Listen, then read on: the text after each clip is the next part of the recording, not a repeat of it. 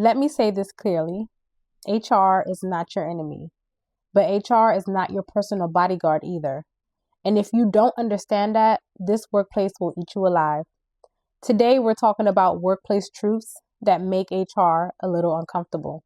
Not because they're lies, but because they're true. These are things people whisper about, things managers know but won't say out loud, things employees feel but can't explain. I'm not here to scare you.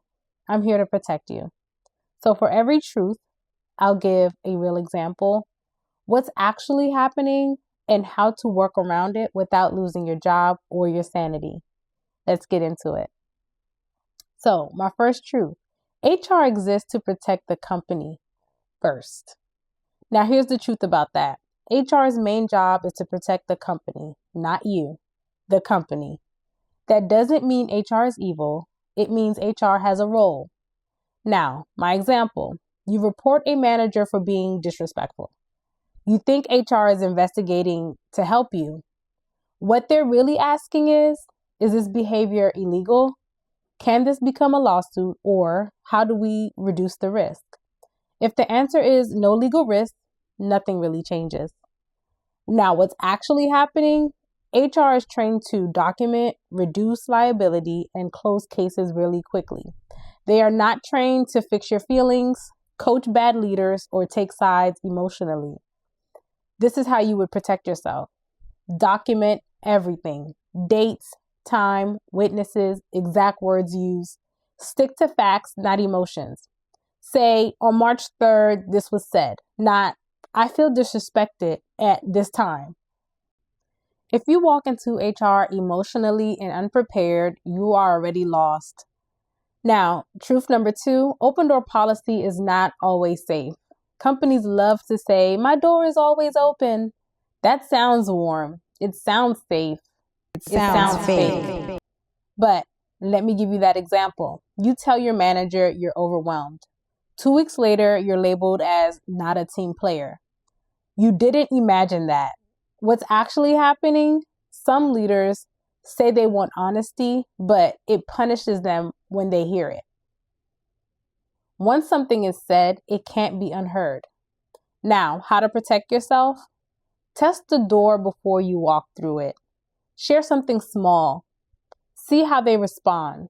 Frame problems with the solution. Say things like, here's an issue and here's what I suggest. Not, this is unfair and exhausting. Follow up in writing, like, thanks for having this discussion with me today. This creates paper trail. Honesty without strategy, it's self-sabotage. Here's my third truth. Company culture is what gets tolerated. Posters lie, websites lie, behavior tells the truth. Example, the company says they value respect, but the top performer screams at people. Guess what the real culture is? Results over respect. What's actually happening? Bad behavior is ignored when it makes money. Values only matter when they are enforced. HR knows this. They just can't say it. Now, how to protect yourself? Watch actions, not words. Promotions, raises, who gets protected. Don't fight culture head on. You'll lose. Adapt or plan your exit. Decide early. Can I survive here, or is this temporary? Staying in a culture that is toxic, hoping that it would change, is a bad plan. My fourth truth, high performers get more work, not more protection. Now, this one hurts. Doing your job well often gets you punished. My example for that, you finish tasks fast, you help others, you don't complain. Now you have more work, higher expectations, and no extra pay. What's actually happening? You become reliable. Reliable turns into invisible. Invisible turns into exploited. HR sees workload issues. Managers enjoy the output. How to protect yourself?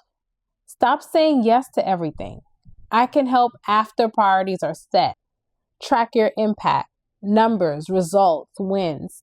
Ask direct questions. How does this lead to growth or pay? Hard work without boundaries is unpaid overtime. My fifth truth, performance reviews are political. Let's be honest, reviews are not just about performance.